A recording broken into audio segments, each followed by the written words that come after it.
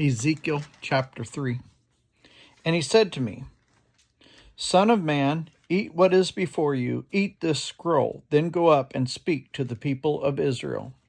So I opened my mouth, and he gave me the scroll to eat. Then he said to me, Son of man, eat this scroll I am giving you, and fill your stomach with it. So I ate it, and it tasted as sweet as honey in my mouth.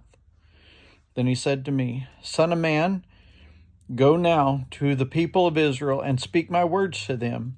You are not being sent to a people of obscure speech and strange language, but to the people of Israel, not to many people of obscure speech and strange language whose words you cannot understand. Surely if I had sent you to them, they would have listened to you. But the people of Israel are not willing to listen to you because they are not willing to listen to me. For all the Israelites are hardened and obstinate. But I will make you as unyielding and hardened as they are. I will make your forehead like the hardest stone, harder than flint. Do not be afraid of them or terrified by them, though they are a rebellious people. And he said to me, Son of man, listen carefully and take to heart all the words I speak to you. Go now to your people in exile and speak to them. Say to them, This is what the sovereign Lord says, whether they listen or fail to listen.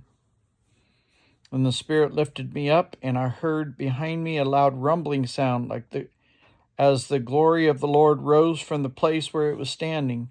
It was the sound of the wings of the living creatures brushing against each other, and the sound of the wheels beside them, a loud rumbling sound. The Spirit then lifted me up and took me away, and I went in bitterness, in the anger of my spirit, with the strong hand of the Lord upon me.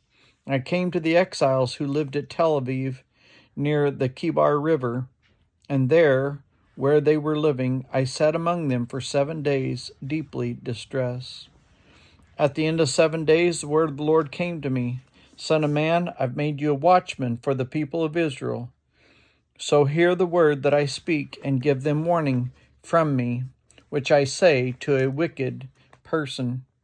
When I say to a wicked person, you will surely die, and you do not warn them or speak out to dissuade them from their evil ways in order to save their life, that wicked person will die for their sin, and I will hold you accountable for their blood. But if you do warn the wicked person and they do not turn from their wickedness or from their evil ways, they will die for their sin, but you will have saved yourself. Again, when a righteous person turns from the righteousness and does evil, and I put a stumbling block before them, they will die.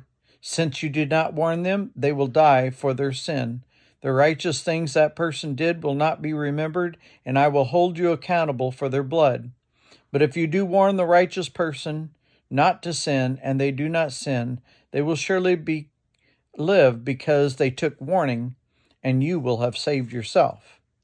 The hand of the Lord was upon me there, and he said to me, Get up and go to the plain, and there I will speak to you. So I got up and went out to the plain, and the glory of the Lord was standing there, like the glory I had seen by the Kibar River, and I fell face down. Then the Spirit came into me and raised me to my feet. He spoke to me and said, Go, shut yourself inside your house, and you, son of man, they will tie with ropes.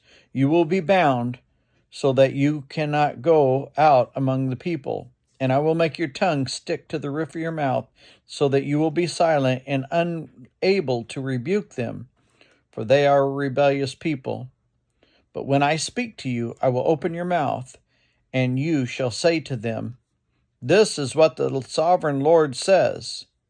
Whoever will listen, then let them listen, and whoever will refuse, let them refuse, for they are a rebellious people.